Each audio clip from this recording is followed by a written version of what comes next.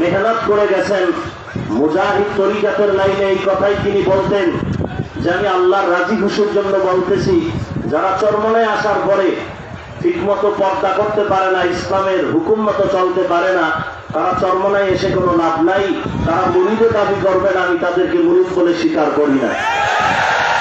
রাজনৈতিক ময়দানে তিনি বলতেন আমি রাজনীতি করি ইবাদত হিসাবে, আর ইবাদত হবে আল্লাহর রাজি ও খুশি অনুযায়ী। অতএব এই মিশনকে দমিয়ে দেওয়ার জন্য বেঈমান নয়, আজ মুনাফিকেরা উঠে পড়ে লেগেছে। অতএব দীপ্ত শপথ নিতে হবে, বেঈমানের সাথে মোকাবেলার আগে মুনাফিকের সাথে মোকাবেলা করতে হবে। সেই ক্ষেত্রে আমাদের সর্বশক্তি দিয়ে দুহাত উঁচু করে এই চরমনায়ের হকের পতাকা উড্ডীন করার জন্য সামনে এগিয়ে যেতে হবে। আমি প্রস্তুত, আপনারা প্রস্তুত আছেন কিনা? যদি মুনাফিকদের মোকাবেলায় কোনো এক সময় হাত না থাকে, দীপ্ত শপথ নিতে হবে আমরা পা দিয়ে হলেও আমরা এই পতাকা ধরে সামনের দিকে এগিয়ে যাব।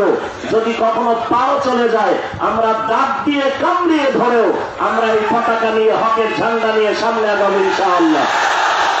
আর অনেকে স্বপ্ন দেখতেছেন চরমনাই ঠেকাও, চরমনাই ঠেকাও, চরমনাই ঠেকাও। আমি স্পষ্ট আকারে বলবো, বাংলার জমিনে চরমনাইকে মাইনাস করে কোনো স্বপ্ন পূরণ হবে না, হবে না, হবে না। আল্লাহ আমাদের সবাইকে হকের ঝান্ডা নিয়ে চলার তৌফিক দান করুন। আসসালামু আলাইকুম ওয়া রাহমাতুল্লাহি ওয়া বারাকাতুহু।